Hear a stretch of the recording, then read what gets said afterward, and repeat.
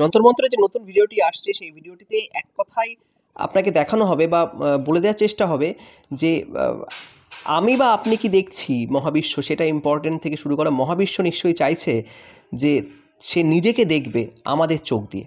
সেটা কিন্তু আসল মানে এই বিবর্তন এত কিছু এত সময় চলে গেল এবং তারপরে আমাদের সৃষ্টি এবং সৃষ্টির পরবর্তী সময়ে আমাদের সৃষ্টির সেই চোখ দিয়ে দৃষ্টি হবে। এটাকে ফিলোসফিক্যালি বলতে গেলে দৃষ্টি এবং সৃষ্টি আমি দেখছি তাই আছে। আর যদি সৃষ্টি আর একটা সৃষ্টি এবং দৃষ্টি জিনিসটা তৈরি হয়েছে, তারপরে চোখ এসছে, তারপরে দেখার ক্ষমতা এসছে, তারপরে আমি তাকে দেখছি। দেখুন মানুষ ছাড়া অন্যান্য প্রাণী যেভাবে দেখে, একটা পেঁচা যেভাবে রাত্রিটা দেখে, সে কিন্তু সব কিছু ব্ল্যাক অ্যান্ড হোয়াইট দেখে। তার মস্তিষ্কে এতটা গ্রে ম্যাটার নেই, বুদ্ধি চিন্তা করার জায়গা নেই যাতে সে মহাবিশ্ব সম্পর্কে চিন্তা করতে পারে বা নিজের অস্তিত্ব সম্পর্কে চিন্তা করতে পারে। তাকে কিছু বেসিক প্রাইমেটিভ স্কিল তাকে দেওয়া হয়, শিকার ধরবে, খাবে, বংশ বিস্তার করবে, মরে যাবে। কিন্তু মানুষের ক্ষেত্রে কিন্তু সেটা নয়।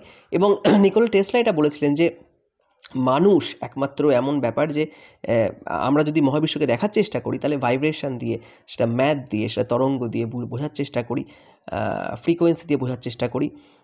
আসলে এই ফ্রিকোয়েন্সি বা যেগুলো যেমন আমাদের হৃৎপিণ্ডে যে ধুকপুক এবং এই পুরো মহাবিশ্ব তারও কিন্তু একটা নির্দিষ্ট রিদম আছে, সারা পৃথিবীটা একটা রিদমে চলছে।